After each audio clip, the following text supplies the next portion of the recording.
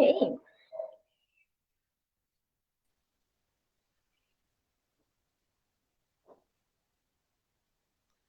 Salve, salve, galera. Salve, salve. Bem-vindas, bem-vindos a mais uma live do Mais Nós. Sejam todos muito bem-vindas e bem-vindos. Falem aqui pra gente se tá dando para ouvir, se o som tá legal, se a imagem tá boa, beleza? Pra gente poder começar aqui o nosso bate-papo, a nossa conversa. Lembrando, então, hoje aqui, para quem está chegando agora, essa é uma live, né, que está acontecendo, a gente está com um projeto, mas nós é um movimento de educação popular que tem um sonho, né, uma utopia compartilhada por muitos de conseguir construir em vários territórios do Rio de Janeiro um outro projeto de educação, né, que é o que a gente chama de educação popular. Hoje, então, a gente está fazendo mais essa live que é para falar sobre racismo ambiental, né? A gente vem aí do mês de maio, né? Que é um mês de datas simbólicas para a luta do povo preto, que é o mês que a gente, no dia 13 de maio, né? Que é como a gente considera o dia da falsa abolição, né? Que na verdade abole-se formalmente a escravidão, mas a gente sabe que no dia 14 continua do mesmo jeito. Então, inclusive, para quem não assistiu a nossa live sobre escravidão, sobre a abolição, a gente fez uma live no dia 13 de maio mesmo com o Sidney, professor Sidney, e a professora Natália, está lá no nosso YouTube, vocês podem acompanhar também. Dia 25 de maio é o dia de África, né? Primeiro aqui no calendário oficial do Rio. E junho é o mês do meio ambiente, né? E também o mês do orgulho LGBT, né? Então, aqui, sexta-feira, agora, dia 5, a gente coloca no nosso calendário para falar sobre o meio ambiente. Só que aqui no Mais Nós a gente vai falar do meio ambiente de uma outra forma, né? Não é como a gente geralmente vai falar por aí. Então, aqui hoje, para a gente. A galera tá falando que tá dando para ouvir, né? Já estão chegando aí o Igor, o João Vitor, Ryan, Bruna, sejam todos muito bem-vindos e bem-vindas. Então, agora, para a gente começar a gente trocar uma ideia, né? A gente vai chamar, vou apresentar primeiro, sou Matheus, sou estudante de Biologia na UFRJ, faço parte do coletivo negro EBI, né? Que é um coletivo de estudantes negros da Biologia, atuo na coordenação do Mais Nós, né? E também trabalho com educação ambiental, né? Sou aqui de Olaria, Zona Norte do Rio. E hoje, para o nosso debate, a gente vai ter uma querida amiga nossa aí do projeto também, que ela é a Gabi Trindade, que já também tem graduação na UFRJ, né? Professora de Ciência e Biologia pela UFRJ. Ela atualmente faz mestrado em Educação pela Unirio, né? Estudando movimentos sociais e educação ambiental. Também é membro do coletivo Negro EBI, da Biologia, né? E do grupo de estudos em educação ambiental desde o Sul. Então, eu vou chamar para cá Gabi Trindade. Nossa, Oi, tudo bem, Gabi? Boa noite. Seja muito bem-vinda na nossa live. boa noite, Vrá, maravilhoso, tudo bom? Muito bom estar aqui com vocês. Se vocês ouvirem algum barulho, alguma coisa que impeça vocês de me ouvir, me falem aí também, que aí qualquer coisa eu repito, tá? Eu até Tá falei ótimo. com o Vrá, tipo, há 5 minutos atrás, meu vizinho começou a usar furadeira, sabe? Coisas de aula ao vivo. Então, vocês avisam aí no chat qualquer coisa, tá bom? Exatamente. Então, gente, Então, oi? só para explicar, né? Como é que vai ser, né? Diretamente aí de São Gonçalo, nossa querida Gabi vai introduzir um pouquinho sobre o tema, né? Sobre racismo ambiental. Ela vai falar um pouco sobre essa face do racismo, né? Que a gente não conhece, a face ambiental, né? Que é muito importante a gente entender também para poder lutar contra, né, Gabi? E aí, logo depois que ela vai falar um pouquinho, a gente vai interagir, né? Com os comentários de vocês. Então, se vocês tiverem comentários, perguntas, enfim, pode colocar aqui que a gente depois vai trocar uma ideia, né? Então a gente vai tentar entender um pouquinho dessa face desse tão complexo ambiente onde a gente está inserido, né, Gabi? Então fica à vontade, pode começar. Bom, primeiro eu quero agradecer, então, o convite do Mais Nós, né? O Vray e eu, a gente faz parte do mesmo coletivo, a gente se conheceu lá na própria FRJ. Eu fiquei bem feliz com o convite, com a ideia de tema. Eu sou daqui de São Gonçalo, nascida e criada, e como o Vrá falou, né, eu estou fazendo mestrado em Educação na Unirio, que é a Universidade Federal do Estado do Rio de Janeiro, fica ali na Urca, do ladinho do Pão de Açúcar, e eu estudo movimentos sociais e educação ambiental, faço parte do GIASU. E eu ouvi falar em racismo ambiental pela primeira vez, não foi exatamente na UFRJ, foi num curso de extensão que eu fui fazer lá na Unirio, com o professor Celso Sanches, que hoje é meu orientador. E a ideia da aula de hoje, como o Vrá falou, o Matheus Favrá, é fazer uma introdução ao tema e depois espero que vocês fiquem inspirados a procurar mais sobre, a se aprofundar. Eu até falei pro Matheus, eu estou fazendo depois um compilado de várias fontes, várias coisas para mandar para a galera do Mais Nós, porque eles têm um cursinho pré-veste, né, um cursinho popular, e está parado, né, nesse momento de pandemia. Então vamos fazer esse material aí para mandar para eles e disponibilizar também aí para quem quiser, tá? Bom, a gente vai falar então, pode passar o slide, Vrá, por favor? Isso, pode passar para o próximo. Tá aparecendo só o primeiro para mim. Ah, isso, perfeito. Bom, isso, tópicos, essa parte. Eu vou falar um pouco do conceito e do contexto histórico. A gente vai falar um pouco mais de racismo em si, dessa face ambiental.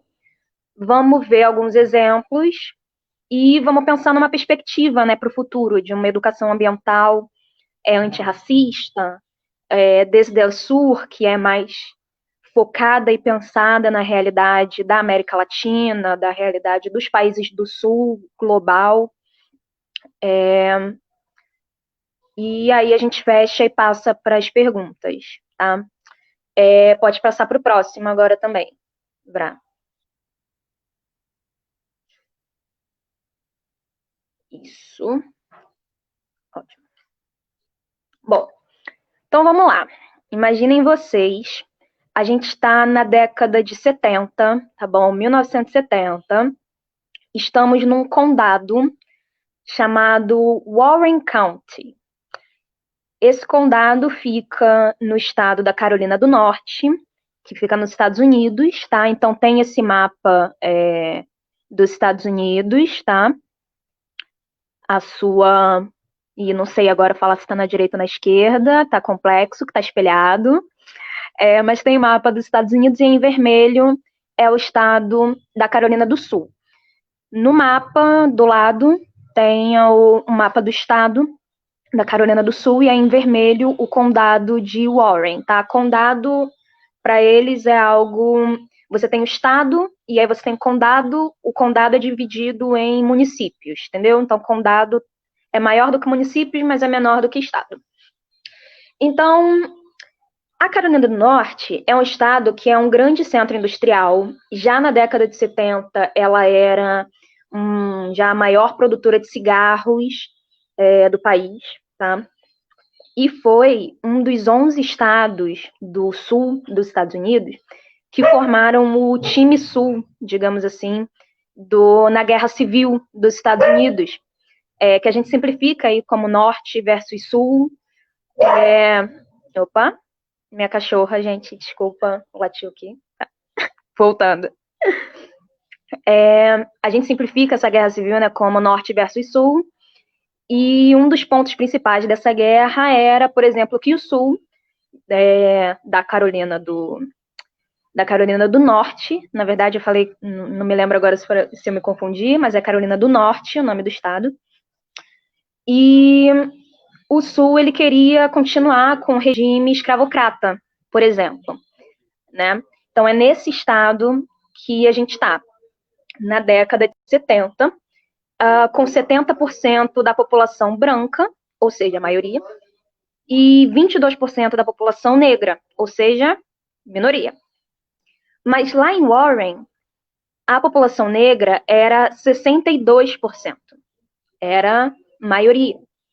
E poucos condados tinham maioria negra. Dos 100 condados, só 7 tinham maioria negra e 93 era maioria branca, entendeu? É esse mais ou menos o cenário. E aí vocês imaginam que o estado da Carolina do Norte quis fazer um lixão aonde? Em Warren. Coincidentemente, um dos poucos condados com maioria da população negra e também com uma alta taxa de pobreza. Esse lixão era especialmente para despejar policloreto de bifenila. Pode passar para o próximo slide, Vrá. Isso. Era um lixão para rejeitos tóxicos, tá? Esse composto, ele teve sua produção banida até pouco tempo depois. Ele é um composto químico tóxico, é um contaminante ambiental, que foi muito produzido principalmente pela Alemanha e pelos Estados Unidos, desde 1922, sabe? E era muito comprado pelo Brasil, inclusive. E a principal produtora mundial desse composto era a Monsanto. Talvez você já tenha ouvido falar bastante dessa empresa. Esse composto ele era muito usado para fazer pesticida, era para fazer... era usado pela indústria eletroeletrônica para transformadores, capacitor, fluido de transferência, aditivo para fazer plástico, tinta, adesivo, um monte de coisa. Mas o PCB, ele contamina o solo, o ar, a água, os seres vivos.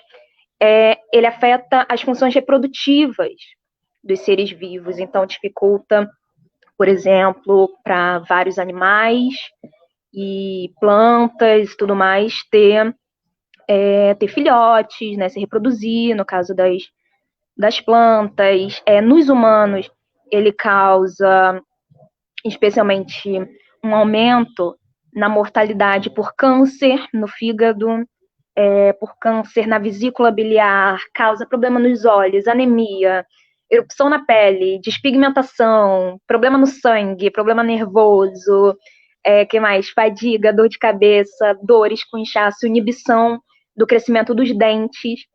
Então, vocês imaginam que era isso que eles queriam colocar em Warren, lá na década de 70.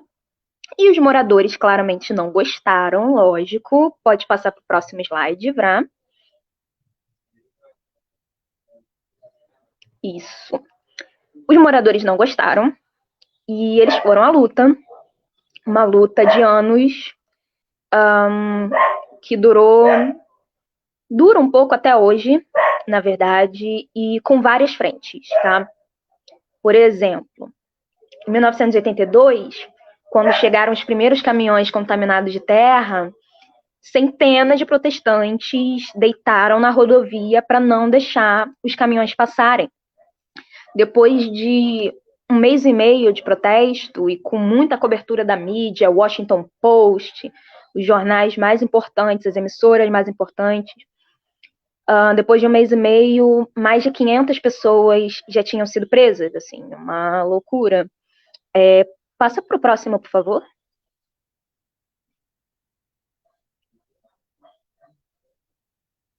Passa para o próximo slide, Vrá, por favor. Isso. Esse aí, do Benjamin. Então, nesse cenário, apareceu uma liderança chamada Dr. Benjamin Chavis. Ele, além de morar lá, em Warren, ele era acadêmico. E ele também era reverendo, tá? Esse reverendo aí que tá aparecendo bem na frente mesmo, com a roupa de padre, né, de reverendo. Esse homem na frente aí dos cartazes. Ele era acadêmico, ele era reverendo da Igreja Unida de Cristo, né, United Church of Christ. Ele era, inclusive, assistente do Martin Luther King, tá? E ele cunhou esse termo racismo ambiental na tentativa de explicar esse cenário no qual eles se encontravam. Uma das coisas que ele apontou é que a escolha daquele lugar não tinha embasamento científico. Inclusive, na verdade, não era o melhor lugar, por questões de solo, por questões de lençol freático. Por que escolheu ali, então? Bom, numa entrevista, o Chaves, ele falou que estava muito feliz, que tinha atraído a atenção da mídia e que aí outras pessoas estavam se juntando à luta, teve toda uma mobilização em vários outros municípios, vários outros estados, mas que nos anos 80 você não pode só dizer que isso é discriminação. Você tem que provar. Olha só que frase forte, né? Ela é bem interessante nos dias atuais mesmo. Você não pode só dizer que isso é discriminação, você tem que provar, porque no final das contas foi basicamente isso, né? E aí ele, enquanto líder da Comissão de Justiça Racial da igreja que ele fazia parte, ele publicou uma pesquisa em 1987. Pode passar para o próximo slide, Vrá, por favor. Ele publicou uma pesquisa, que é essa aí que eu botei no slide, chamada Rejeitos Tóxicos e Raça nos Estados Unidos. Perceba, não é só em Warren, não é só na Carolina do Norte, tá? É nos Estados Unidos como um todo. Esse estudo, encabeçado por ele, mostrou que raça era a variável mais importante associada com a localização de lixões. 3 a cada 5 americanos negros ou hispânicos moravam numa comunidade que tinha um lixão, seja aberto em funcionamento, né, seja fechado ou abandonado.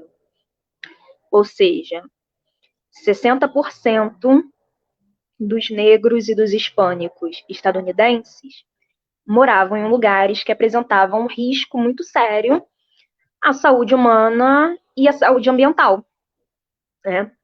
Ou seja, é uma questão de vida ou morte.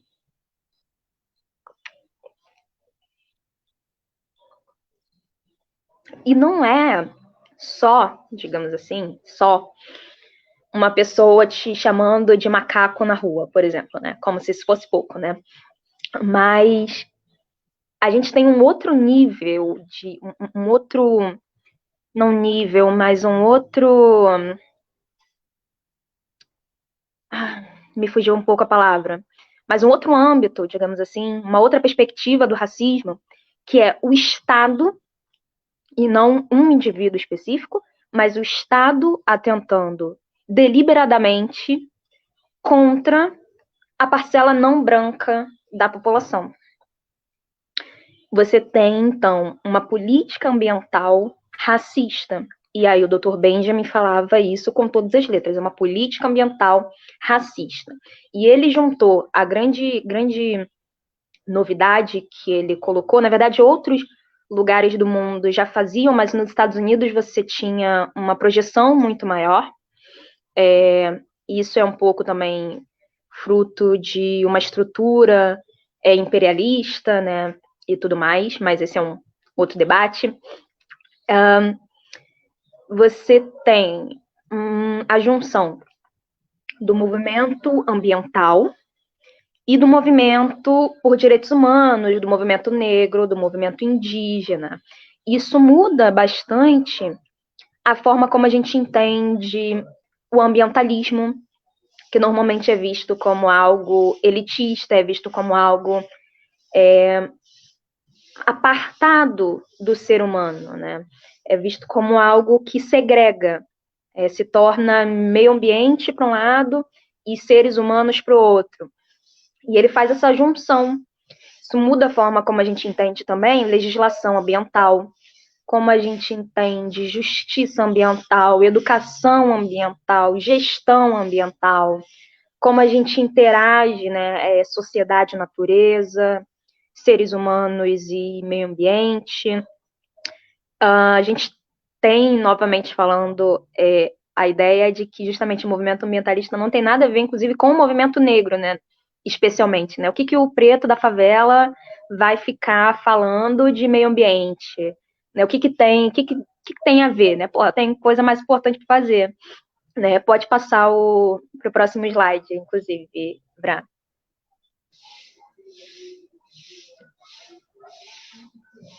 Deixa eu até atualizar o meu aqui também.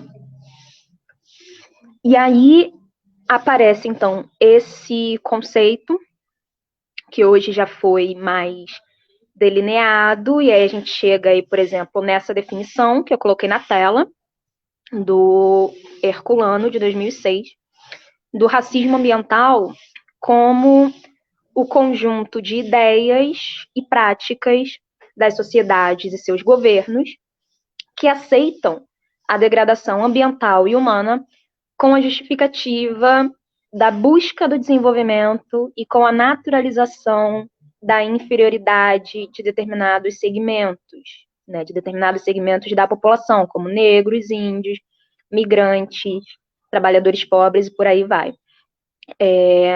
E aí essa parcela da população é que sofre o impacto negativo do crescimento econômico. E são eles que precisam se sacrificar em prol do benefício dos demais. Quer dizer, eles não ficam com o bônus desse crescimento. Eles ficam só com o ônus, né? O bônus vai para o grupo que não é inferior, né? Para o grupo que é superior, para o grupo branco, rico, e por aí vai, né? Pode passar para o próximo.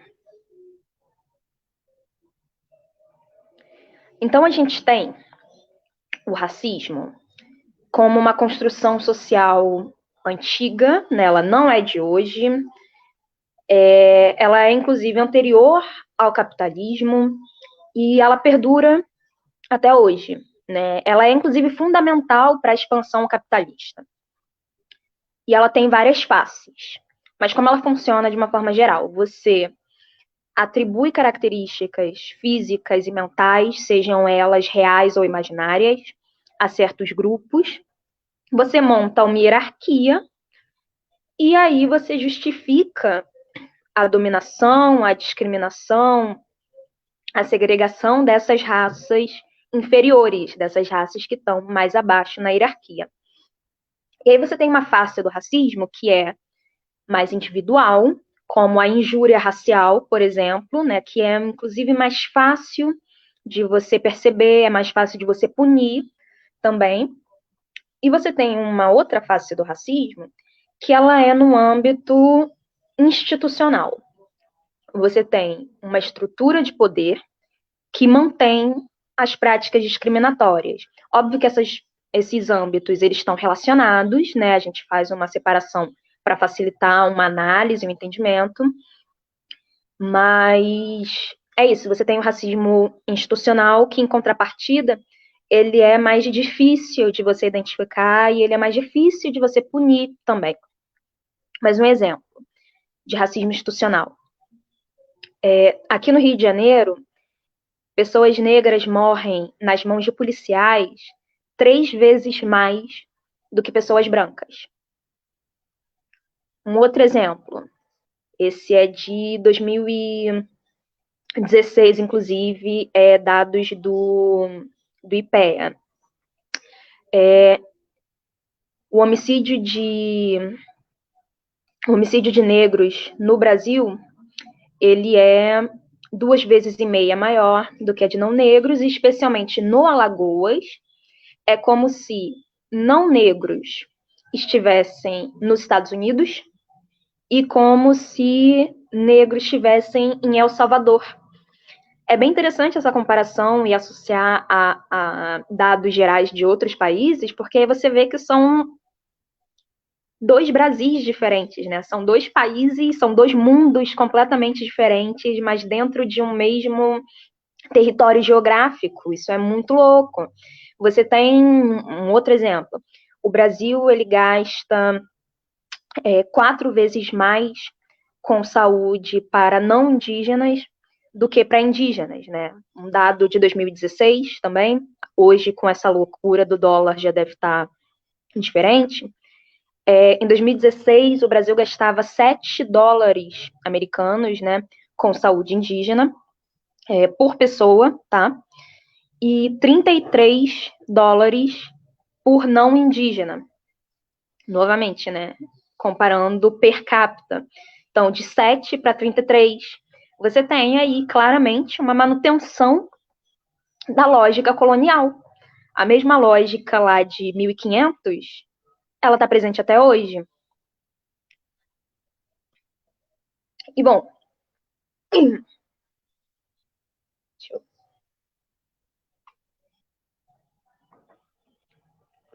bom, a maior parte dos riscos ambientais decorrentes da atividade humana, como a gente falou antes, ela recai de uma forma desproporcional sobre grupos étnicos, grupos raciais mais vulneráveis, né? Mais vulnerabilizados, melhor dizendo, né? Porque eles não são vulneráveis por definição, né? Por natureza, mas tornam, né? O sistema acaba tornando eles mais vulneráveis.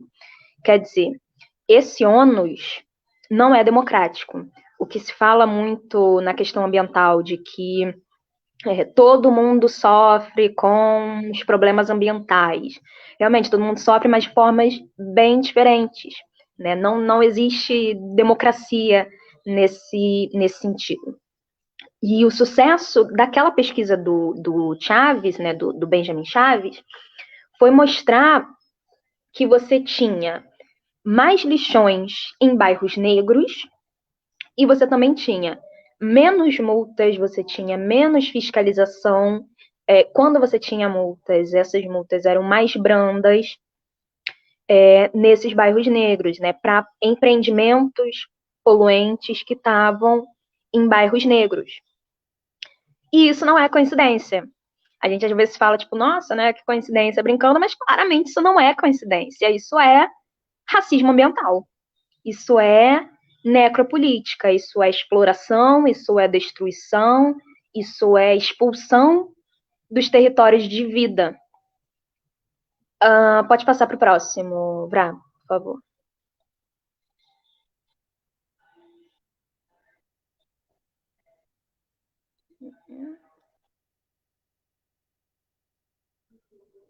Isso. Perfeito.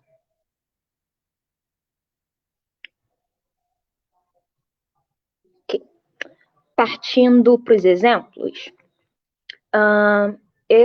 os próximos gráficos todos que eu vou mostrar, eles foram elaborados pela Fiocruz, tá?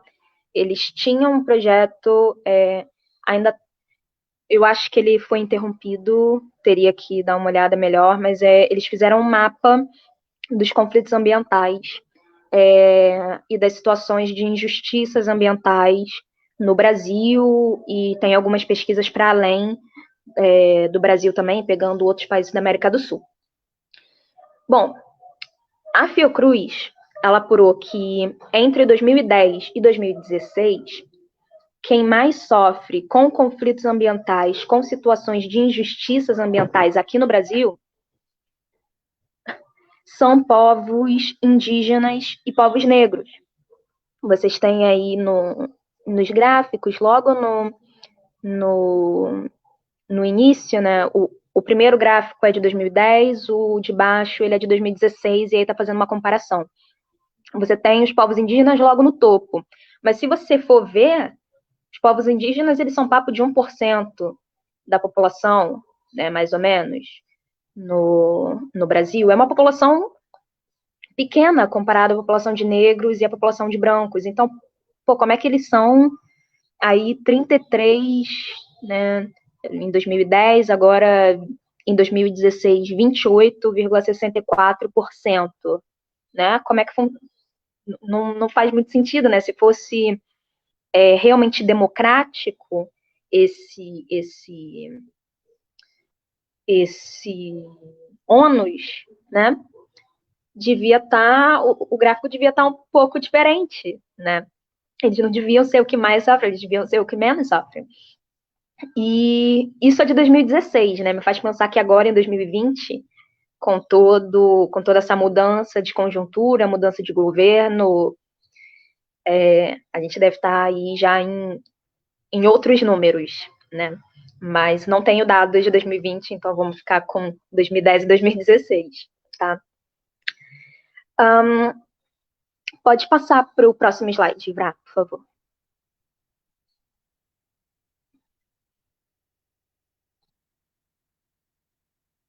Isso. Também. Tá. Então a gente tem. Olha esse gráfico. Espero que dê para vocês verem ele direitinho. Mas você tem aí agricultores familiares, né, povos indígenas, quilombolas, pescadores artesanais, ribeirinhos, enfim, justamente a parcela da população mais vulnerabilizada. E mais para baixo a gente começa a ver pessoas da cidade também, né? Então, as primeiras da cidade ali, né, ocupações urbanas e tal, você tem ali depois periferias, ocupações ou favelas, tem a questão de bairros e tal que costumam mais sofrer com acidentes ambientais que a gente sabe que muitas vezes são crimes ambientais, moradores de entorno de lixão, né? Então essas são as pessoas que acabam sofrendo muito mais com essas situações de injustiça ambiental. E que a gente chama particularmente essas situações de racismo ambiental, porque não é qualquer grupo que sofre com isso, né?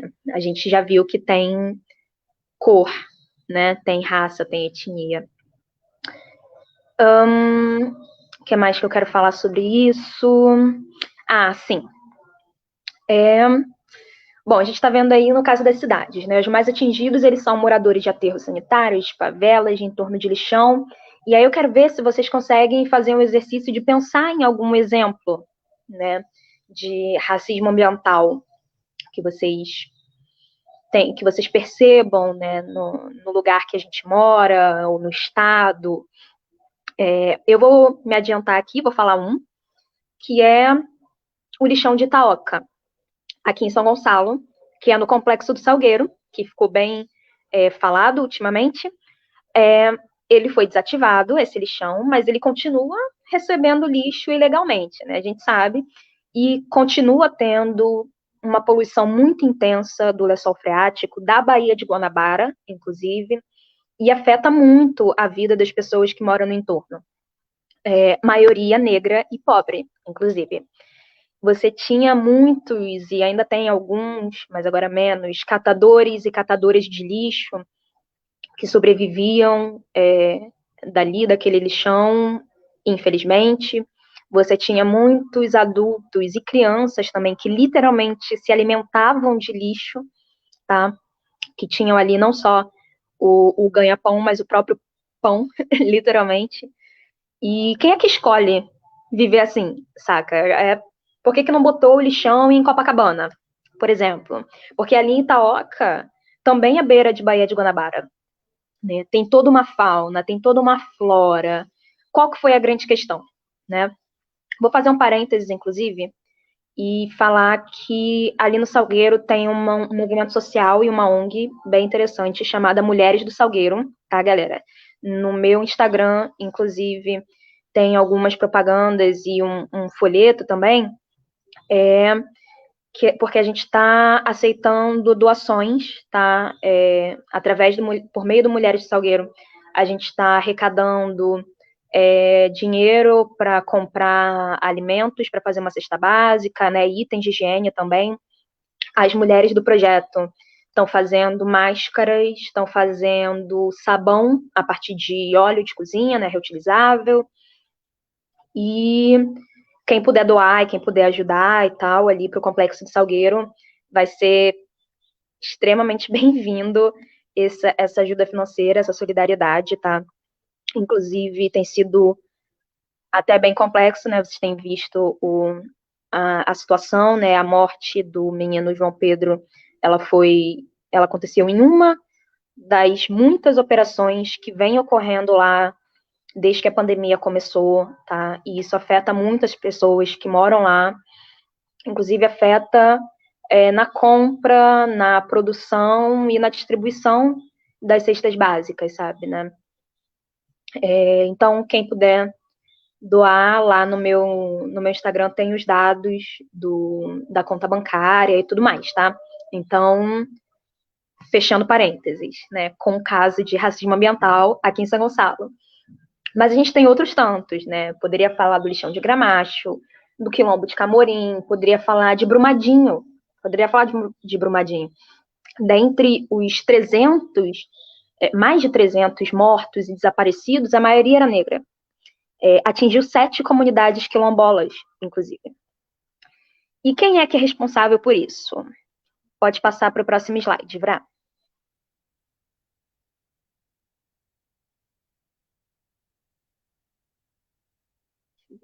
E é esse. Isso.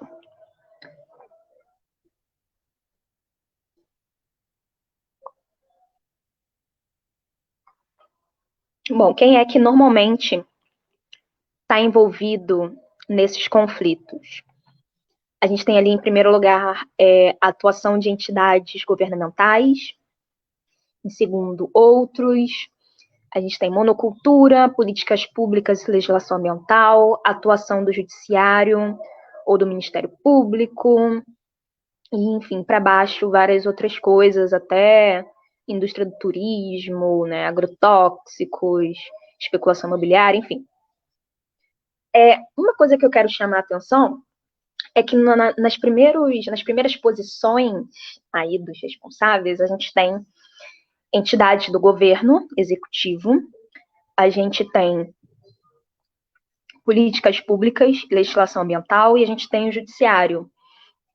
Ou seja, essas 3 categorias normalmente estão associadas a um segundo fator que leva mais diretamente ao conflito, que normalmente é o agronegócio, mineradoras, hidrelétricas, madeireiras, especulação imobiliária.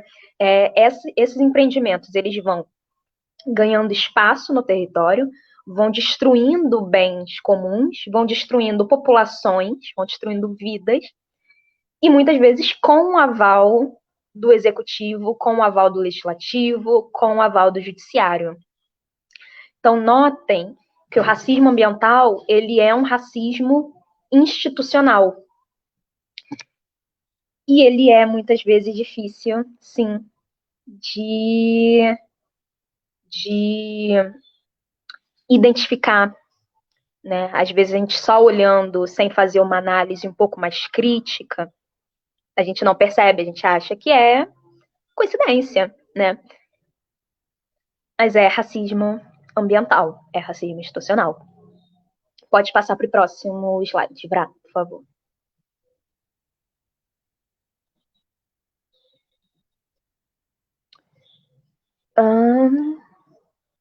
Tá certo. Calma aí, só um instante.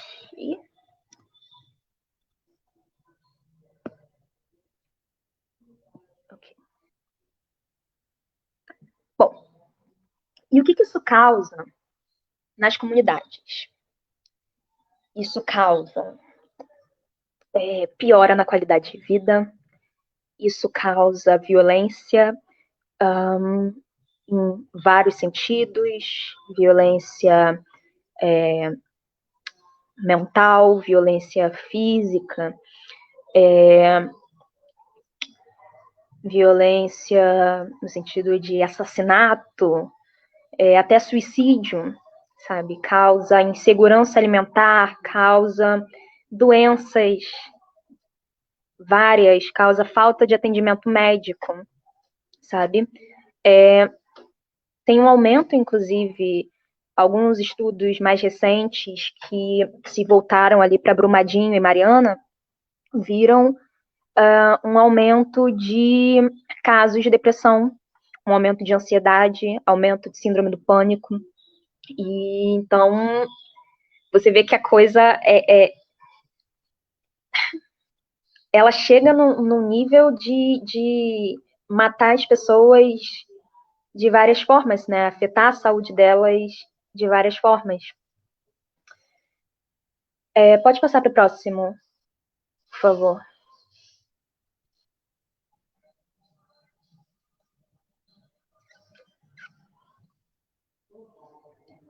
Isso. Ok.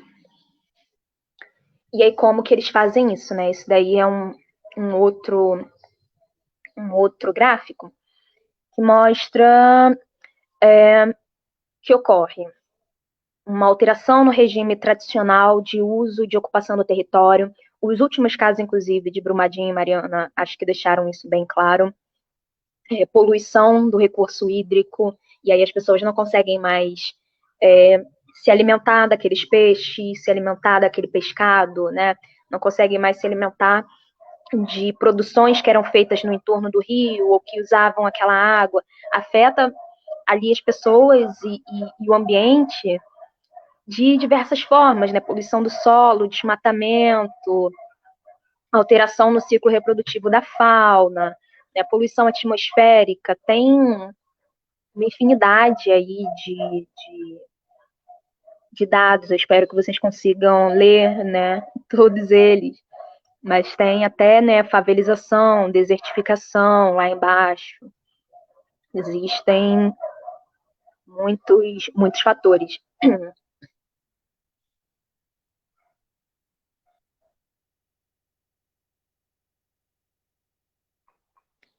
Pode passar para o próximo, Vrá.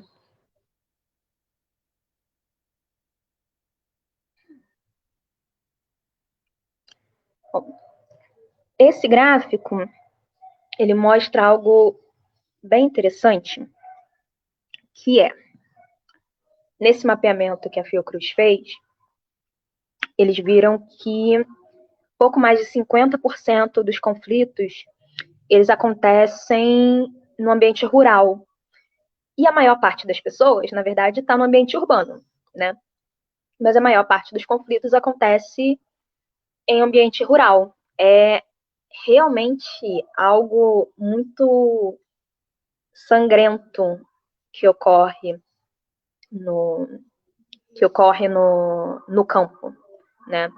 A gente muitas vezes não percebe, acaba passando batido pela gente porque a gente está aqui na cidade, mas se a gente for acompanhar as notícias, for acompanhar Facebook da galera de movimento social lá mais pro campo, a galera de movimento indígena, galera do MST, a gente vê o quão violento é a coisa, né? Você teve os casos ali mais recentes que ficaram mais famosos ali no norte, ali no Maranhão e tal, de jagunços que cortaram as mãos de indígenas, né? Da galera guardiã da floresta. Teve um outro caso que eu vi no meio da Amazônia, que uma ativista foi encontrada morta no fundo de um rio com pedras amarradas nas mãos e nos pés, sabe? É uma galera que usa arma, que usa da violência sem nenhuma vergonha, sabe? O próprio Chico Mendes, que dá o nome ao ICMBio, ele foi assassinado, né? Ele foi executado, fuzilado. E as pessoas depois, os dois foram presos, mas fugiram, e aí estão soltos até hoje. Né? É muito complexo, né, o cenário. E no ambiente urbano, apesar de ter aparecido ali uma porcentagem menor, a gente também sabe do tamanho da violência que ocorre, né? Esse a gente presencia um pouco mais. Pode passar, por favor.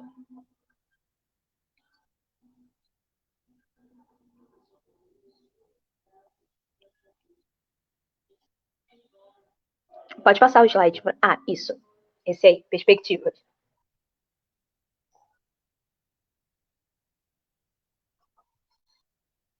Ok. Depois de falar tudo isso, né? Depois de passar esse cenário, o que a gente pode esperar para o futuro, como é que a gente pode enfrentar essa situação, né? Porque a gente já está vendo essa realidade acontecendo, não é de hoje, ela já vem, né, de bastante tempo anterior ao capitalismo, aquilo tudo que eu falei. Mas quais caminhos a gente pode ter, né? Como é que a gente pode tentar reverter essa situação? E a primeira coisa que eu coloco é que a gente precisa dar crédito às alternativas criadas, às alternativas ao capitalismo, ao modernismo, a essa estrutura de colonialidade, porque a colonização ela acabou, em teoria, né, no marco temporal, né, os países tiveram sua independência e tudo mais, mas o modelo de, de produção, a forma até de pensar, nossa, ela continua seguindo esse pensamento colonial. Aí por isso que a gente chama hoje de colonialidade, né? Não chama mais de colonização. Essa estrutura se mantém, inclusive, se perpetua pelo imperialismo também, né? Tem suas semelhanças. E aí a gente tem várias alternativas sendo elaboradas, muitas podem ser vistas pelos movimentos sociais, inclusive, a galera do movimento indígena, por exemplo, agroecologia também é uma alternativa, sabe? A gente tem essas várias alternativas, mas a gente precisa dar crédito para elas, sabe? A gente precisa credibilizar, a gente precisa confiar e tentar ampliar essa experiência. A gente precisa também, eu coloquei ali, fazer uma crítica à educação ambiental. Uma educação ambiental, ela é, no nosso entendimento, mais crítico, e da galera Desde el Sur, que é um campo que eu faço parte, ele... eu vou explicar depois, posso explicar melhor depois o que é o Desde el Sur, tá? Calma, perdi aqui. Tá. A gente entende que a educação ambiental ela é um outro paradigma de educação. Ela não é, então, só não é uma disciplina, por exemplo, tipo, agora eu vou ter aula de educação ambiental aqui na escola, sabe? Não é isso. Ela é uma outra forma de enxergar a educação.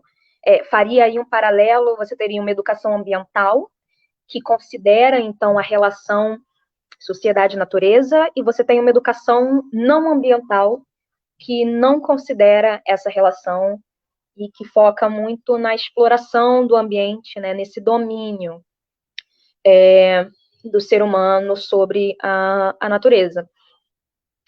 Então, a gente precisa fazer essa crítica a essa educação ambiental hegemônica, né, que coloca também muito a solução das coisas no comportamento individual, né, na mudança de hábitos. Tipo, vamos, se todo mundo economizar água, a gente salva o mundo, né? E a coisa não é por aí, óbvio que não é para a gente gastar água indefinidamente, né? Ninguém é maluco de falar isso, mas dos males esse é o menor, digamos assim, né? A coisa não... O problema não é só esse, né? A coisa vai além. A gente precisa ir à raiz da questão, a gente precisa ser radical no sentido de ir à raiz. E aí, a gente constrói lá no GESUR uma educação ambiental desde o sul, que ela é muito focada no contexto geopolítico latino-americano, e ela considera muito esses conflitos ambientais e essas lutas sociais na construção de uma educação ambiental antirracista, inclusive.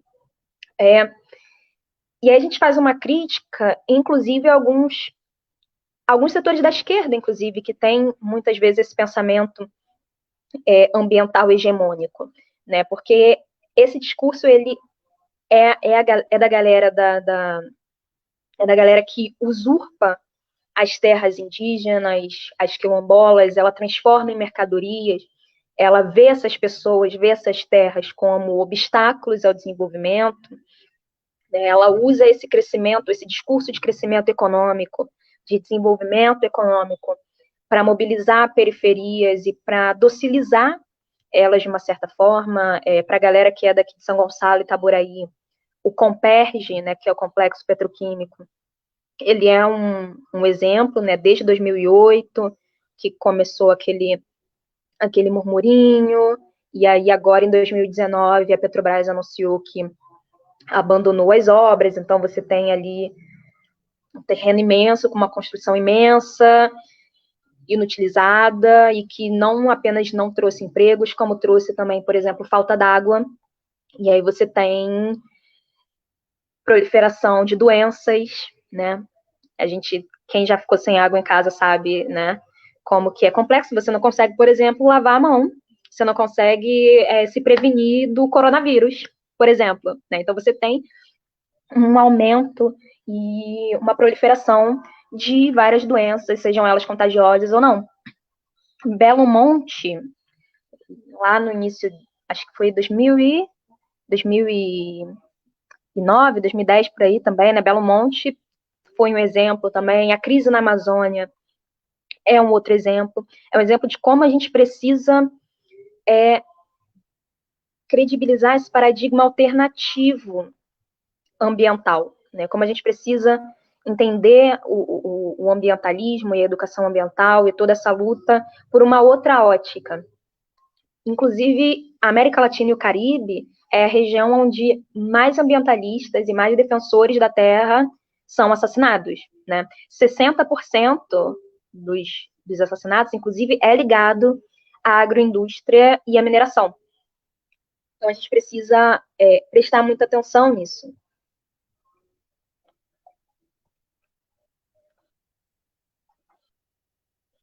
E ter em mente também que isso envolve toda uma mudança no sistema de produção, né? O nosso goal, nosso objetivo maior, a nossa utopia, ela é uma mudança no sistema de produção, uma mudança econômica, uma mudança política e também uma mudança cultural, né? De todo o estilo de vida. A gente tem todo um modus operandi muito pautado no consumismo, né? O consumismo, ele é o que faz a roda da economia girar. A gente precisa sempre estar comprando coisas, seja coisas que a gente precise comprar, ou seja, coisas que a gente não precisa comprar, né? Sabe? Mas a gente sempre precisa estar comprando, não importa o quê, né? O próprio celular, por exemplo, ele tem uma obsolescência muito rápida, então a gente está sempre tendo que renovar, comprando coisas novas, né? Na casa, em tudo, basicamente.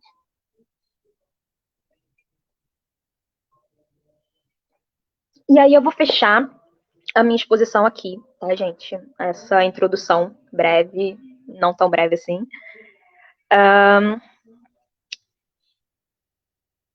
Tá.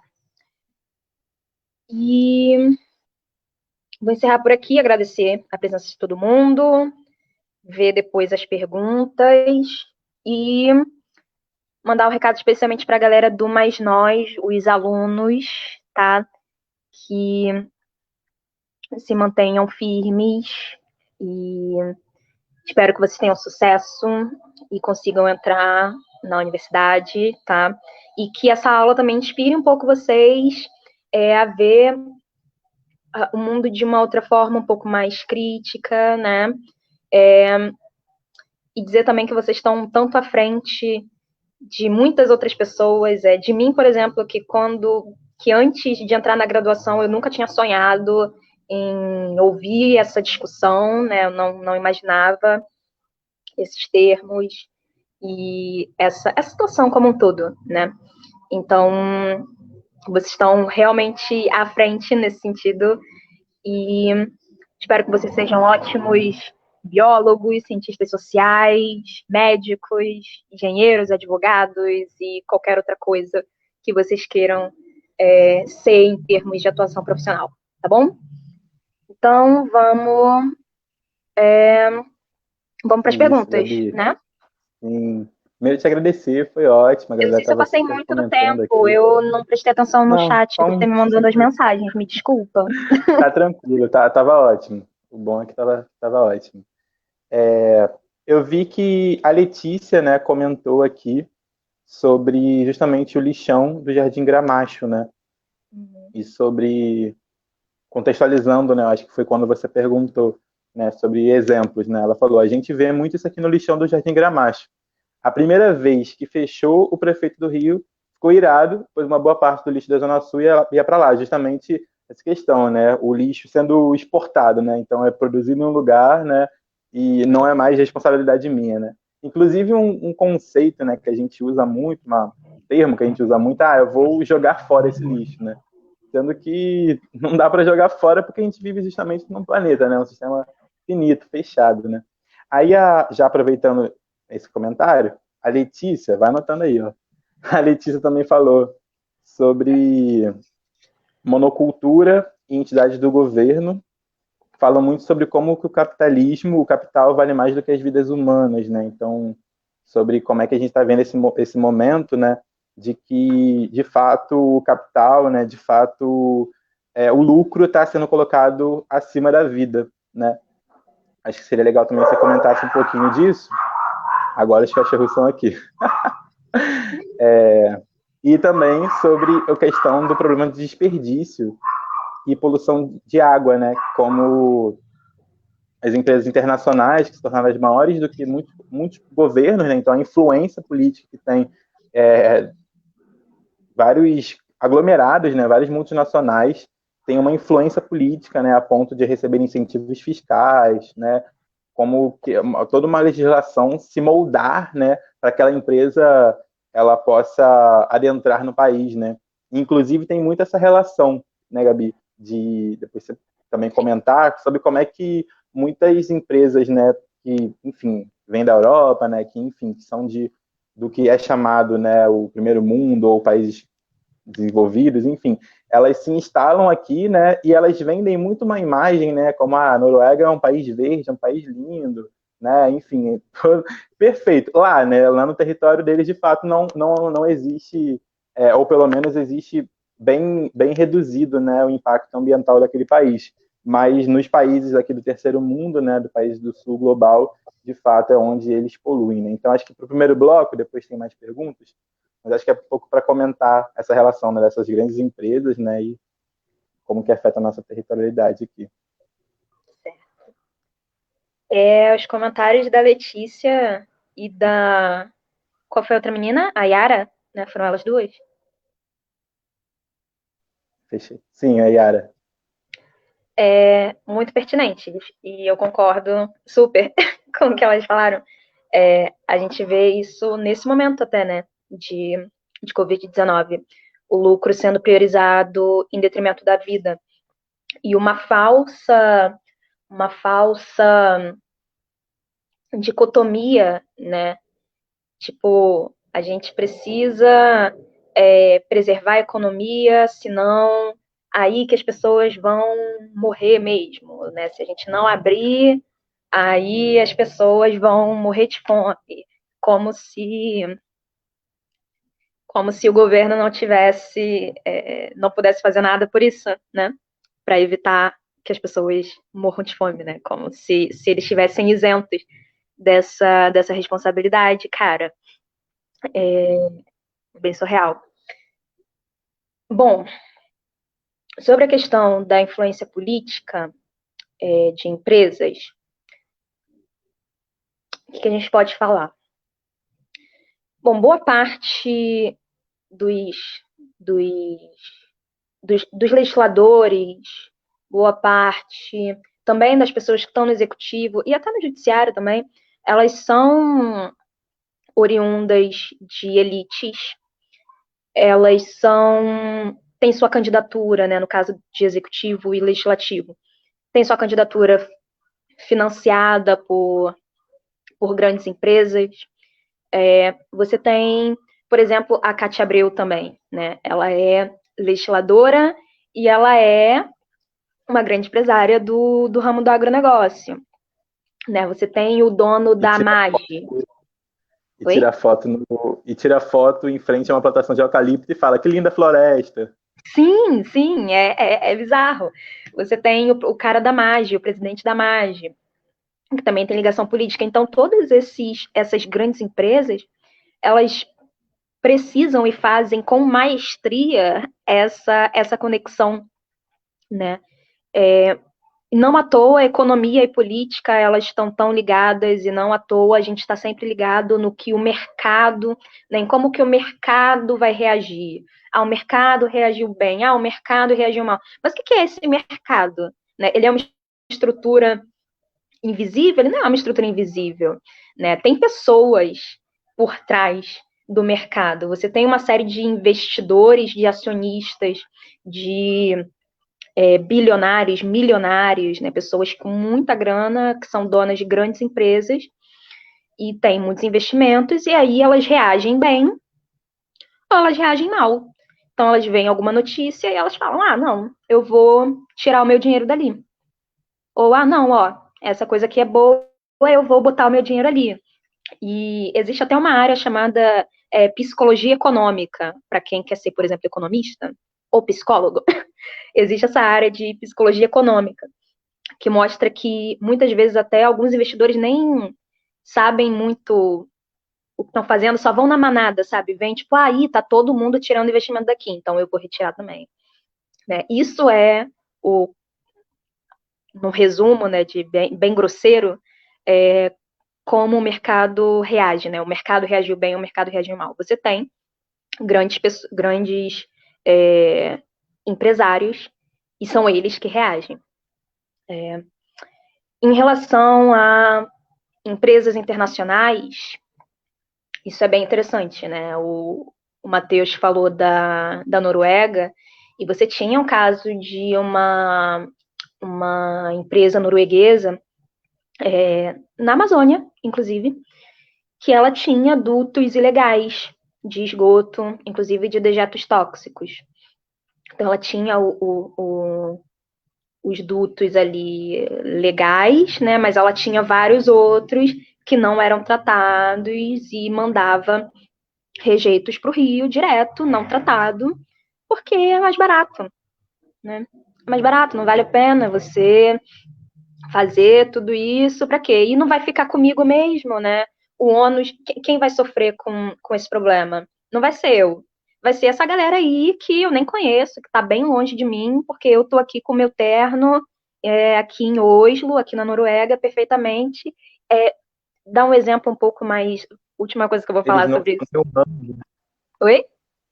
São nem humanos. Eles podem sofrer. Não são nem humanos, né? Tem essa animalização, e as pessoas não apenas são transformadas em animais, como essas pessoas e os animais são transformados em máquinas, né? Que funcionam apenas para produzir lucro para eles, para produzir capital e expandir esse capital. Tem um exemplo mais próximo, que é a zona industrial ali de Santa Cruz, o Distrito Industrial de Santa Cruz, que tinha a famosa TKCSA, que agora mudou de nome, é Ternium Brasil, e tem várias outras empresas, grandes empresas relacionadas à mineração, né? E aí ficam todas elas ali concentradas em Santa Cruz. Uma pesquisa da própria Fiocruz, inclusive, atestou que a fumaça que a TKCSA liberava, ela era tóxica, ela estava prejudicando a saúde das pessoas, tinha várias contaminações de solo, de ar, que prejudicava muito as pessoas, teve um aumento muito grande de incidência de problemas respiratórios, né? E aí, o que a TKCSA fez na ocasião? Processou a Fiocruz, inclusive. Falou, não, a Fiocruz está mentindo, a maior parte dessa fumaça, ela é grafite, mais de 80% é grafite, não tem nada disso. E a Fiocruz produziu, não. E aí processou a Fiocruz e todos os pesquisadores. E aí, quem é que está sofrendo com isso, né? Com esses problemas ambientais, né? Com essa falta de saúde humana e ambiental? A galera dali de Santa Cruz, que é o quê? Maioria negra. É um bairro notadamente conhecido por ser mais pobre, né? E aí, quem é que está lucrando com isso? São os donos da TKCSA, né, da atual Ternium, são os donos ali das empresas que estão ali em Copacabana, que estão em Nova York, que estão em Londres, e não passam nem perto de Santa Cruz, não fazem ideia, não querem nem saber do que está acontecendo ali. Então, acho que é por aí. Perfeita análise. Tem muita gente elogiando a aula, Obrigada. falando sobre como é que tem uma galera aí, tem uma fanbase também do Centro Acadêmico de Biologia, da UFRJ, da nossa Cabio também, a galera está acompanhando. Mas, por exemplo, o Jairo Ferreira comentou aqui que ele associava muito com a degradação ambiental, como enchentes, deixa eu colocar aqui na tela, como enchentes e deslizamentos, né? E que também fazem parte, porque está relacionado diretamente com o território, com a falta de escolhas, né? Mas não se resume a isso, né? Então, legal a gente também comentar isso. E aí, falando de Amazônia, né? Falando deixa eu achar lá em cima, comentaram também sobre a questão, né, do suicídio de jovens indígenas, né? Que está muito em alta, né? Tipo, aqui achei o Breno Fagundes. O suicídio de indígenas é um grave problema aqui em Minas Gerais, principalmente porque o governo negligencia esses povos e os grandes fazendeiros vivem invadindo as terras deles, né? E já o Marcelo Guimarães ele fala que na Amazônia existe um relato de que os ribeirinhos desperdiçavam, olha só, desperdiçavam a riqueza do lugar, porque não exploravam de forma intensiva. Ou seja, você que está aí nesse seu modo, né, que já está com a sua família há tantos e tantos tempos, né, tantas gerações, né, atuando dessa forma nesse território, eu vou chegar de fora e vou falar que esse não é o melhor jeito, né? Vocês são burros e vocês não estão sabendo aproveitar a riqueza. Inclusive de fazer uma discussão, acho que é uma discussão mais profunda, né, sobre filosofia política, sobre, enfim, uma perspectiva mais marxista, né, da análise econômica, né, do que é riqueza, né? Riqueza a gente tem em muitos modelos de sociedade a gente tem riqueza, né? Acredito que em todos os modelos a gente pode falar de riqueza, né? No capitalismo, infelizmente, é a acumulação de mercadorias, né? Segundo Marx, né? Mas a gente pode ver riquezas, sei lá, eu vou medir o quanto de felicidade, por exemplo, né? Quão feliz eu sou, né? Isso é uma riqueza, por exemplo, né? Acho que um convite, de repente, a outras perspectivas, né? Desde o sul, ou, enfim, as perspectivas andinas do bem viver, né? Outras perspectivas que não sejam as coloniais, né, as hegemônicas, né, vão dizer que riqueza não é mercadoria, não é eu ter um monte de coisa, né, não é eu ter esse valor enquanto mercadoria, mas sim eu ter muitos amigos, eu ter uma relação boa com o restante da natureza, né, me entender enquanto parte da natureza. Então, acho que comentar um pouco, né, sobre essa urgência que é a vida, né, acho que também quando a gente fala de racismo ambiental, é importante que não é só o povo negro que sofre racismo, né, mas também tem outros povos, né, os povos indígenas também são alvos, né, desse genocídio. E, enfim, falar um pouco sobre essa perspectiva de riqueza, né, de como que, na verdade, essa relação com o restante da natureza, né, também pode ser uma outra perspectiva e não só essa que a gente conhece, né? Certo. Queria antes falar que o Marcelo Guimarães, que apareceu ali, gente, ele foi meu professor de filosofia no ensino médio, no Pedro II. Gente, estou muito feliz que ele está vendo agora a minha aula. Caramba, né? Como é que as coisas, né? A gente se torna colega de profissão, sabe? Eu fico muito feliz de estar ao lado de pessoas que me inspiraram, né? Mais para trás, né? Em outros momentos da minha vida. É bem legal esse sentimento. Sobre o que você estava falando até sobre o comentário dele, na verdade, né? De que os indígenas desperdiçam a terra. Cara, esse discurso é muito velho, né? E ele perdura até hoje, essa ideia de que indígenas não trabalham, né? Indígenas são preguiçosos, indígenas não produzem riqueza, né? Indígenas não fazem nada ali com a terra deles. Nossa, é um discurso absurdo e muito propagado também pelo governo atual, por exemplo, né, quando fala que não vai demarcar mais terra nenhuma, quando fala que indígena tem terra demais, o que é mentira, inclusive. Os indígenas não têm terra demais. Eles têm uma porcentagem meio pequena até, né? Tipo, bem menor do que o que os jornalistas eles atestam. Eu não tenho esses dados de cabeça, mas é uma coisa interessante a se procurar. Queria falar também dessa questão da monocultura, que o Vrata tinha comentado antes, do lance da monocultura de eucalipto. É interessante porque a gente tem, em alguns lugares, como, por exemplo, o sul da Austrália, a gente tem, naturalmente, florestas só de eucalipto, né? Que basicamente são monocultura de eucalipto, mas elas ocorrem naturalmente lá, porque está no sul da Austrália, tá muito mais perto do polo, então é um local muito mais frio, um local com muito menos produtividade, muito menos incidência solar e tudo mais, então você tem uma diversidade muito menor de flora, né? Então a monocultura de eucalipto lá, ela é natural, né? Mas se você vem para a Mata Atlântica, não é. A Mata Atlântica é, inclusive, uma das florestas mais diversas, né, do Brasil e do mundo. Você não tem aqui, naturalmente, uma lógica, né, de monocultura. Essa, inclusive, é uma das coisas que a agroecologia faz, né, de tentar se adequar à produção aos serviços ambientais ali, ao ecossistema, né, às necessidades do ecossistema. E o ecossistema e o bioma da Mata Atlântica, ele não é de monocultura. E aí, quando a Europa, né, lá 1400 e tanto, 1500, vem para cá e começa essa exploração, o que eles têm lá é monocultura, basicamente, né? Eles têm uma diversidade muito pouca, né? Muito reduzida de fauna e flora. Na verdade, vamos focar em flora. É uma diversidade muito menor se comparada aqui à América do Sul, África, né?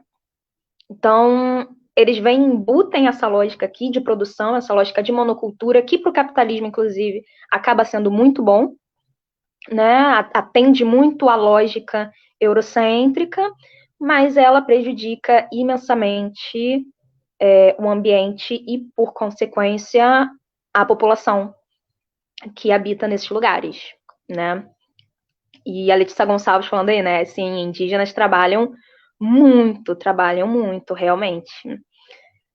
Concordo, tô lendo seu comentário agora, Letícia, concordo super com o que você está falando.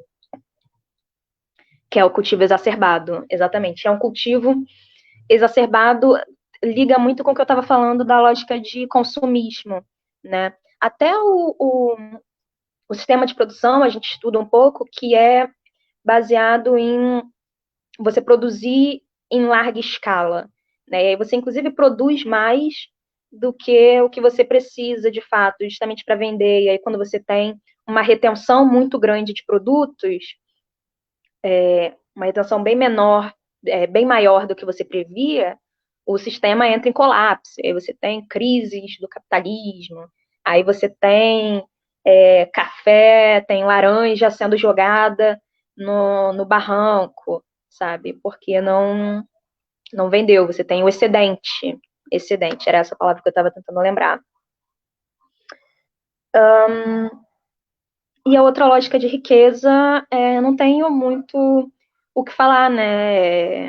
Acho que o Vrá já me cobriu bastante nisso, de buscar realmente outras perspectivas, né? Outras subjetividades de riqueza e conseguir transformar essa subjetividade em algo mais objetivo, em algo mais material. Acho que é por aí. Show, Gabi. A gente está chegando agora no final, vamos fazer só mais um último bloco. O Marcelo colocou mais uma outra pergunta sobre bem viver, né, sobre outras noções de desenvolvimento. Queria comentar um pouquinho também, né, sobre, antes de passar para ti, né, acho que você chegou a fazer um pouco uma crítica, né, a alguns setores da esquerda, né, acho que já que a gente está falando... Desculpa, pode botar o comentário dele na tela? Vou Acho que colocar. você tinha botado, mas pode botar de novo? É porque tava fugindo aqui. O computador tá um pouquinho lento, gente. Até dei uma caída aqui agora, mas já voltei. Ele estava falando sobre a perspectiva do bem viver, né, outras noções de desenvolvimento, pensar a economia de outra maneira. E aí você tinha até colocado também, Gabi, sobre a questão, né, de uma crítica a alguns setores da esquerda, né, como que enxergam de fato o debate. Né? Então, por exemplo, quando a gente vai falar de uma transição energética, né, uma transição agroecológica, né, a gente sabe que muitas vezes alguns setores da esquerda, né, ainda presos muito no debate de o petróleo é nosso, né, de fato, que às vezes se alinha um pouco com a soberania do Brasil, né, mas que às vezes acaba esquecendo um pouco de o quão destrutivos são essas fontes de energia que a gente tem hoje, né? Então, de repente, é pensar, né, uma empresa pública, né, como a Petrobras, mas que invista em outras fontes de energia, né, e não o petróleo, por exemplo. E aí, você também estuda pesquisa, né, estuda movimentos populares, né, movimentos sociais, né, lá através do GESUR, né? Isso. E aí eu queria, resgatando um pouco o tema, né, do Benjamin Chaves, né, foi o que cunhou o tema, né? Eu percebo que, por exemplo, você trouxe, eu acho que foi muito interessante você ter colocado, que ele era um reverendo, né? Então ele era, primeiramente, um homem religioso, né? Um homem de fé, né? Assim como eu também trouxe, como você. Então, tipo assim, acho que é pensar um pouco, né? Uma questão de eu vejo que essa religiosidade desse homem é uma religiosidade socialmente engajada, né? Uma religiosidade que não se contentava em estar dentro do templo, né? E que ela precisava, de fato, ao ponto de ter um comitê dentro da igreja, né? Que você falou, era um comitê de justiça racial, né? Ou seja, uma religiosidade que se incomodava com a dor do outro, né? De fato, como Jesus entendia, né? E aí, já que você estuda movimentos populares, né, eu vejo que ele também estava na igreja, né, tanto na sua comunidade, no dia a dia, né, mas como também ele era químico, né, ele também era um cientista, né, ele também estava na universidade. Né. Acho que é tentar ver como é que a gente une, na verdade, essas duas lutas, nessas duas frentes, né, mostrando que, primeiro, elas não precisam estar separadas, né, e como que elas têm a ganhar estando juntas, né? Tanto os movimentos populares quanto uma espiritualidade, quanto uma outra perspectiva, inclusive, né? Não fechada uma religião, né? Com dogmas, com códigos, mas quando a gente fala de espiritualidade de maneira mais abrangente, né? O que dialoga com a pergunta do Marcelo sobre bem viver, né? Como que isso pode ser montado, né? Como é que isso pode ser construído para que faça frente a essa perspectiva desenvolvimentista, né, que também o Marcelo também fala, né, que também toma parte da esquerda, né, ou seja, como que a gente encontra outras alternativas a partir de tudo isso que a gente falou, para que a gente consiga de fato construir um outro mundo, né, para que a gente de fato consiga romper com essa lógica, né, extrativista, colonialista, né, vitamina, que, enfim, que controla nossos corpos, né, que nos rouba, enfim, com essa lógica de morte, né? Como é que a gente pode utilizar tudo isso através de, como que a gente queira chamar, né? Uma educação ambiental desde o sul, uma perspectiva do bem viver, né? Como é que a gente pode fazer isso, né? Ótimo. Uou, complexo. A questão da religiosidade, eu vejo nos territórios que eu vou, ela é muito central, né? As pessoas têm a sua fé e a fé é muito importante para elas. Cara, são pessoas que estão em situação em situação de vulnerabilidade, né? E ter fé em alguma coisa, seja o que for, né? Seja em Jesus, seja em Buda, seja fé Exu, né? Matriz africana, ou seja, até a fé no nada, sabe? Mas a fé, entende? Ter a fé em algo. Na humanidade. Isso. Na natureza. Acaba sendo muito importante. E pensando a religiosidade, não apenas do ponto de vista institucional, né? da instituição Igreja Católica, por exemplo, sabe? Mas pensando a fé e a religião de um ponto de vista da transcendência, acaba sendo muito importante para o nosso emocional, para o nosso subjetivo, para nossa sanidade. E a gente vê que nos territórios isso é muito, muito importante, é muito relevante. Né? Se você tira isso das pessoas, elas enlouquecem, elas ficam deficientes daquela necessidade. E o que a gente teve em algumas experiências socialistas mais para trás foi um enfrentamento, né? Porque tem realmente essa questão da religião como ópio do povo, né? Da religião como manipuladora. A gente faz bastante essa crítica, por exemplo, também à bancada evangélica, né? Às igrejas neopentecostais e tudo mais, e é uma crítica extremamente necessária, uma crítica extremamente válida, mas a gente não pode esquecer da importância da religião do ponto de vista dessa questão mais transcendental, né? E a gente também não pode esquecer que as instituições religiosas, elas também têm disputas internas, né? Elas também são locais de disputa de poder e de disputa de narrativas. Dentro da própria Igreja Católica, que eu sou um pouco mais próxima, eu via isso muito claramente, né? A gente vê isso até agora com uma galera chamando o Papa de comunista, por exemplo, né? Você tem disputas de narrativas. Você teve um grupo de católicos que formulou a teologia da libertação, por exemplo, né? Da qual Paulo Freire, por exemplo, bebeu muito. Paulo Freire, ele era de esquerda, mas ele era também um católico fervoroso, né? O Leonardo Boff, que agora eu não sei mais se continua sendo católico, mas ele era da Igreja Católica, o irmão dele, o Clodovis, não sei como é que se pronuncia o nome dele, mas também, né? E a teologia da libertação, entretanto, a Igreja Católica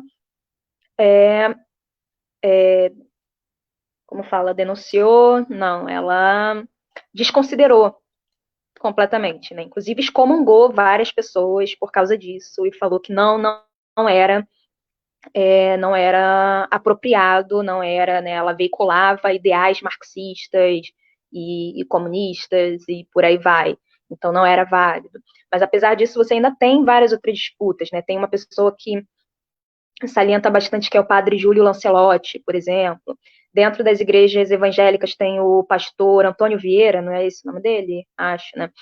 Então você tem várias disputas. Henrique Vieira. Obrigada, Henrique Vieira.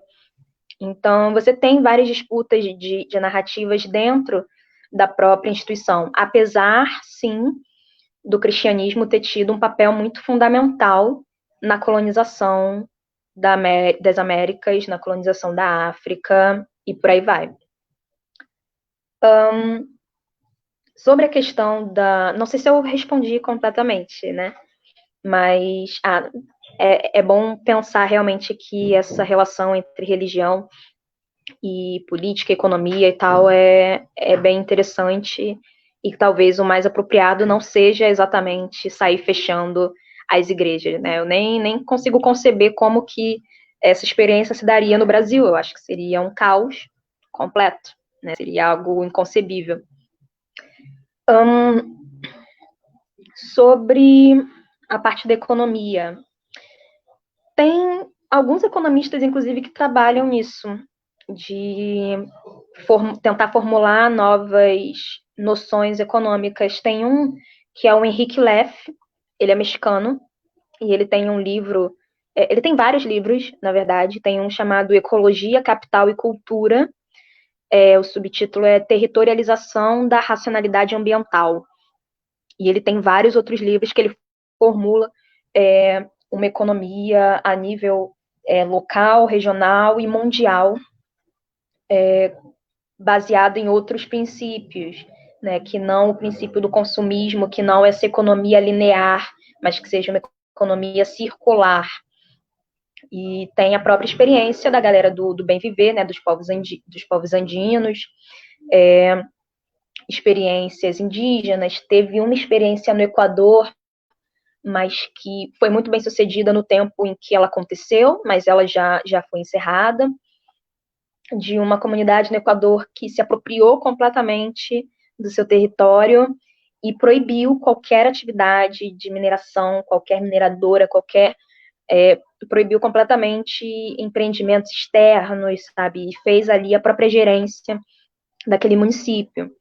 Pouco tempo depois, a experiência acabou sendo implodida, até porque a gente vive num mundo completamente interligado, né, no qual a economia, existe toda uma divisão internacional da economia, uma divisão internacional do trabalho, para os povos, por exemplo, né, para os países como a Noruega, resgatando o que a gente já falou, como Noruega, como Finlândia, como vários países europeus, terem o nível ambiental, né, a qualidade ambiental que eles têm, eles precisam que outros lugares não tenham essa qualidade ambiental. Né? Eu queria só comentar rapidinho, Gabi, que você sim, falou, já você falou do Equador, né? E eu acho que é comentar experiências positivas que nossos irmãos aqui, né, também tiveram, né? Acho que comentar que, por exemplo, o Equador é o primeiro país no mundo, né, que conseguiu colocar na sua Constituição, né, na sua Carta Magna, os direitos da natureza, né? Então eles conseguiram reconhecer. Tudo bem que depois, nos governos seguintes, isso foi totalmente desrespeitado e não foi isso levado em conta nas políticas neoliberais que foram aplicadas, né? Mas acho que é um grande avanço ao ponto dos movimentos, né, principalmente os indígenas, conseguirem pautar isso a nível de Constituição, né? Então, para o Equador, a natureza também é um ser que também tem direitos, né, que nem nós, né? Então, tá lá os direitos da natureza. E também, acho que em outros países como Bolívia, por exemplo, né, onde o reconhecimento do plurinacionalismo, né? Então, acho que a gente vê narrativas hoje como a do nosso ministro da Educação, né, o Weintraub, que ele odeia o termo povos indígenas, né? Ele fala que ele odeia o termo povos indígenas. Que são todos mim, brasileiros, cortada, né? Não existe povos, é só como se não tivesse toda uma heterogeneidade, né? Ele quer apagar completamente. Gabi, deu uma cortada aqui para mim. Eu não sei se você. Eu acho que a gente está ainda, né? Não sei até que ponto você. Sim, sim. Tá me ouvindo agora? Tô te ouvindo. Você ouviu? Tá falando do Weintraub, né? Sim. Que ele quer apagar completamente. Ele odeia o termo povos indígenas, né? E como que a gente vê em outros países, né? Como aqui também próximos, né, da América Latina, eles já conseguem avançar ao ponto de entender-se enquanto multiculturais, né? Enquanto plurinacionais, né? Então não é só não tem só o povo colombiano, né? Mas também tem outros povos indígenas, outros povos, né? Que no caso são outros povos indígenas, mas poderiam ser outros povos, que não só o povo colombiano, né? Originalmente, né? Então acho que é um pouco para a gente contar, né? Experiências que a gente tem, né? Aqui em América. E por sinal, acho que até falando de América, né, que a gente chama, o próprio nome de América carrega o nome de um invasor, né, que é o Américo Vespúcio, né? Então, falar como que a gente se identifica, né? Tipo, a gente bota até hoje, a gente chama o nosso território pelo nome de um invasor. Mas, não sei se dá para ouvir, mas minha cachorra tá chorando, pedindo atenção. Vamos caminhando então para encerrar. Acho que suas considerações finais agora. Ok. Eu acho que. Desculpa, tá me atrapalhando um pouco. Eu vou abrir ali para ela, desculpa, só um instante, gente.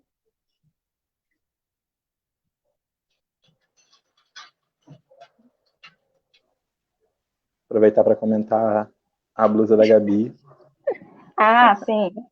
Vidas negras importam, né? Importante, Black Lives gente. Matter. Não coloquem quadrados pretos no Instagram com a hashtag. Por favor. Enfim, considerações finais. Eu gostei muito dessa aula, eu vou depois disponibilizar em alguns lugares um resumo e indicações de leitura, né?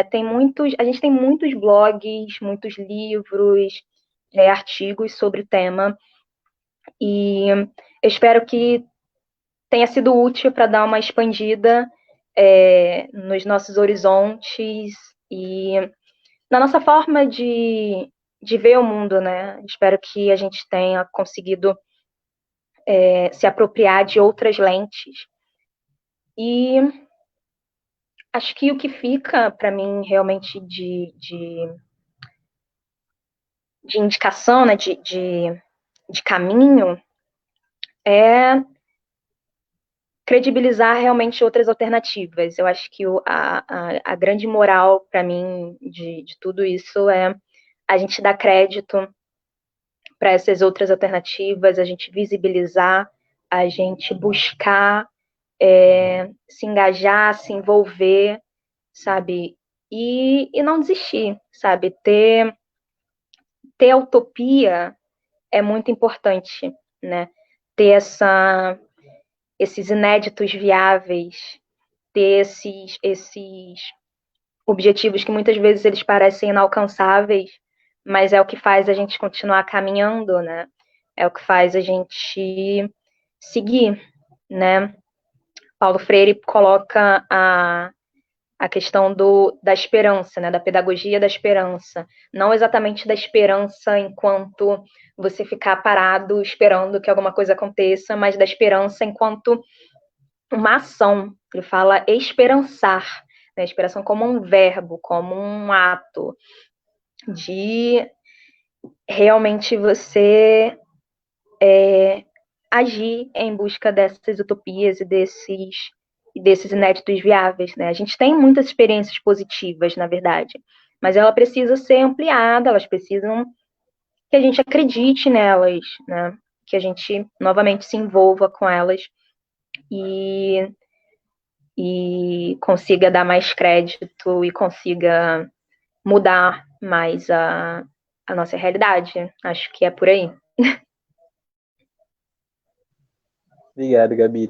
Tenho certeza que foi ótimo. A galera que está super elogiando. A gente pode, inclusive, depois pensar em outras, né, outras possibilidades de diálogo aqui, né? Eu acho que a quarentena nos desafia, né, esse distanciamento, né? Fora tantas mazelas que a gente vê, né, acentuadas, né? Não que tenham começado agora, mas que tenham sido acentuadas, né, com o nosso povo pela quarentena, pela pandemia, mas também nos provoca a pensar outras alternativas de comunicação, né? Eu acho que ter essa oportunidade de diálogo agora, né? Eu acho que fortalecer, né, as experiências que também de coletivos como o Coletivo Negro EBI, né, da biologia, que a gente também está procurando sempre fazer debates que possam estar dialogando com as nossas necessidades reais, né? Eu acho que quando você fala de utopia, né, eu acho que utopia tem um sentido às vezes que é muito visto como negativo, né? Só que na verdade não, né? Eu acho que sem utopia, como você falou, a gente não caminha, né? Então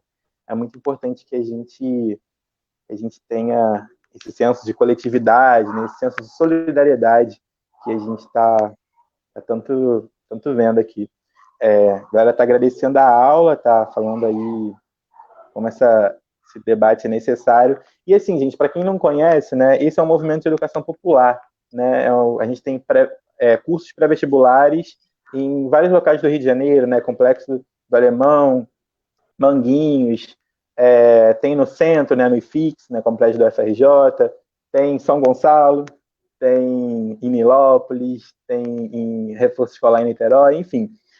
Se você quiser conhecer mais o nosso projeto, né, ou quem sabe também participar, né, no ano que vem, enfim, ser de fato um voluntário da educação popular, construir com a gente, entre em contato com a gente, beleza?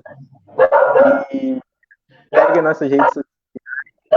De todas as redes, a gente está como Mais Nós Oficial, @Mais Nós Oficial no Instagram, dando várias dicas.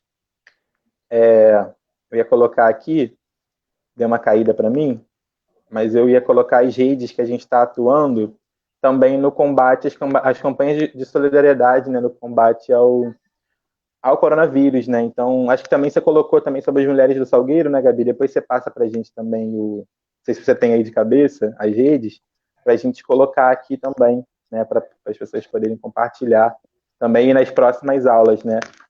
Essas aulas, gente, acontecem toda quarta-feira, a partir das 6 horas, né? Então, tem um foco, né, para os nossos estudantes do pré-vestibular, mas também a gente procura fazer temas que consigam dialogar com as situações que estão acontecendo agora, né? Então, quem quiser ver as outras aulas, né, nossas aulas antigas, elas estão lá no nosso YouTube, né, na TV do Mais Nós, que a gente fala sobre escravidão, já falamos sobre coronavírus, tanto aspectos econômicos quanto aspectos bioquímicos, né? Então, é importante também a gente estar dando visibilidade, né, para as iniciativas populares, né? Você tem aí o endereço, Gabi, O quê? da Mulheres do Salgueiro? Ah, eu tenho no Instagram. Não sei se eu sair aqui da página vai. Vai dar ruim. Eu vou. Depois você passa pra gente que a gente É porque eu coloca. tô no celular, mas Colocar, depois eu passo.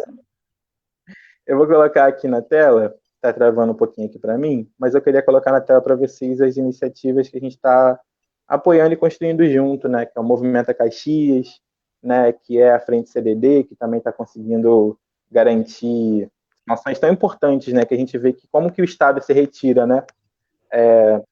Dessas.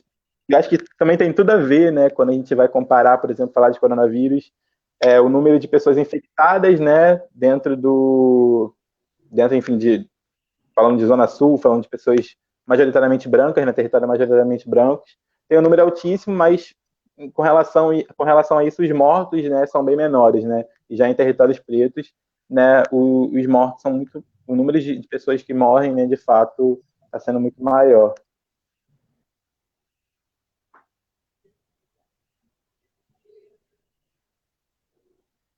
Eu não sei se está aparecendo aqui. Deu uma travadinha. Mas, enfim, estava passando durante a aula os endereços, né, para as campanhas. Quer deixar mais algum recado final, Gabi? Para a gente encerrar a aula? Não. Acho que eu já falei bastante, né? Já falei, acho que quase tudo que eu gostaria. Mulheres do Salgueiro, eles têm Instagram, elas têm Instagram, tá, gente? Acho que se vocês procurarem Mulheres do Salgueiro no Instagram, vocês devem achar, tá? E acho que é isso só. Boa sorte para os meninos, pra galera que tá no cursinho, que não tá conseguindo ter aula, mas boa sorte, tenham sucesso.